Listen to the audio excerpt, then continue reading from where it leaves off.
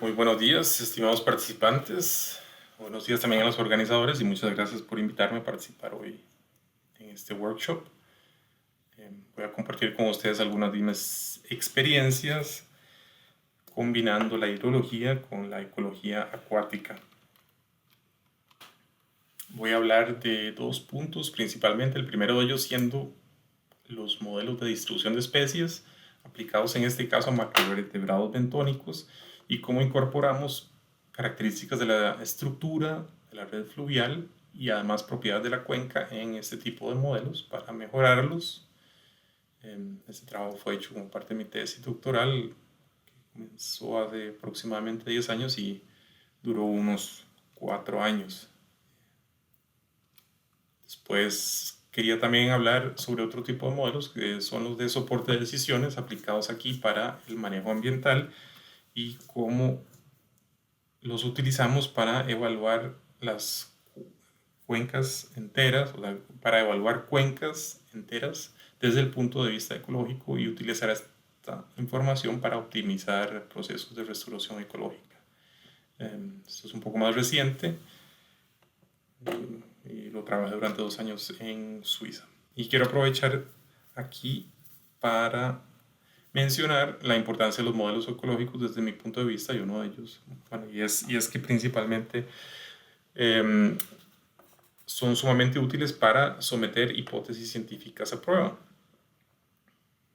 de una forma económica y que ahorra recursos, ¿verdad? Tiempo y recursos, porque podemos hacer estas pruebas in silico y repetirlas múltiples veces para ir ganando cada vez más conocimiento vital y ojalá esta información utilizarla para pasársela a gestores ambientales y mejorar pues, las condiciones del medio ambiente, que es lo que nos interesa eventualmente a todos. Los modelos de distribución de especies se basan en conceptos relativamente fácil, pero en su aplicación pueden ser un poco complejos. El diagrama que ven aquí lo simplifica. A la mano izquierda vemos la información que se requiere y aquí representada por capas o mapas de información ambiental, por ejemplo, eh, capas de precipitación anual o mensual o estacional, por ejemplo, así también como temperatura, otras cualidades del clima, pero también topografía, geología, tipo de uso del suelo, etc. Y estas se combinan con información biológica, que es información sobre los sitios o observaciones específicas de especies. Combinadas con la ayuda de un algoritmo, estas observaciones básicamente flotan en el centro de ese diagrama en un espacio multidimensional que está definido por esas variables ambientales. Y lo que podemos extraer de ahí es una predicción que de nuevo podemos plasmar en una capa con probabilidades de encontrarnos a esta especie en el espacio. Y esto es sumamente útil para mejorar nuestro conocimiento sobre la distribución de especies, especialmente en sitios donde no se ha ido a muestrear o donde no conocemos mucho. Ahora, el reto aquí era aplicarlo a pequeñas y medianas cuencas como las que ven aquí, principalmente porque este método se popularizó en la ecología terrestre y fue aplicada básicamente a zonas, a ecosistemas terrestres. Y nosotros, bueno, bien sabemos que los ecosistemas acuáticos son sumamente más complejos porque pues, están caracterizados por estar delimitados por los límites de una cuenca y pues están restringidos a la red fluvial, ¿verdad? Que es, bueno, básicamente los ríos y quebradas. Entonces esto los hace especiales y aquí se hacía necesario aplicar algunos cambios en los modelos de distribución de especies para poder aplicarlos apropiadamente. Ahora, ¿por qué es interesante la aplicación de estos modelos? Ya hemos visto que uno de los resultados es muy valioso, que es la predicción de la distribución de una especie. Incluso si sobrelapamos la predicción de varias especies, podemos estimar la riqueza, que se me hace algo sumamente interesante. Por otro lado, también estas predicciones arrojan información adicional como las variables más relevantes o que definen la distribución de las especies. Entonces ganamos ahí también información valiosa sobre cuáles aspectos son importantes para una especie u otra. El trasfondo de todo esto es la influencia de la cuenca, ¿verdad? Y cómo el paisaje que se presenta en la cuenca afecta las condiciones en la red fluvial. Me gustó mucho durante mi doctorado leer sobre esto eh, en textos que se originaron ya hace mucho tiempo. Y una de las frases que más me marcó en ese momento fue la de Hines de 1975, que me voy a permitir leerla en inglés: "In every respect, the valley rules the stream", y que me permití también traducir a la libre como "en todo sentido, el valle gobierna el río", ¿verdad? Esto creo que pone en un concepto muy sencillo lo que estamos tratando de alcanzar, principalmente porque el paisaje modificado por el ser humano es mucho más heterogéneo de lo que era naturalmente, y esto obviamente se va a plasmar también en la comunidad que habita un río. Ahora, ¿cómo podemos poner eso en un modelo? ¿Cómo lo traducimos? Entonces, la forma en que la que hicimos nosotros es básicamente transformar el área de una cuenca en una cuadrícula y empezar a leer las características de cada uno de los cuadritos que conforman esa cuadrícula, y después acumularla para cada uno de los puntos de la red fluvial. Ahora, la red fluvial está compuesta también por cuadritos, como ven aquí en este diagrama, y cada uno de ellos pues tiene un área que le tributa, ¿verdad? Que digamos la subcuenca que está aguas arriba de ese sitio. Y si caracterizamos entonces las diferentes condiciones ambientales para esa cuadrícula específica, obtenemos pues una combinación eh, de variables única, o muy probablemente única.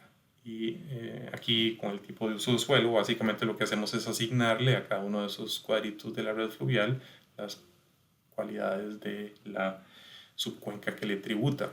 Si lo vemos en un mapa, digamos en este caso de Google Maps, aquí vemos como cada uno de los puntos que conforma la red fluvial, entonces obtiene una serie de valores para una n cantidad de variables. Y lo mismo hacemos con muchas categorías de variables ambientales, no solo el uso del suelo, la hidrología, por ejemplo, la geología, las condiciones climáticas, la topografía, y pues combinada con los registros biológicos, entonces obtenemos predicciones de distribución que están mejor o diseñadas o adaptadas a las condiciones de una red fluvial.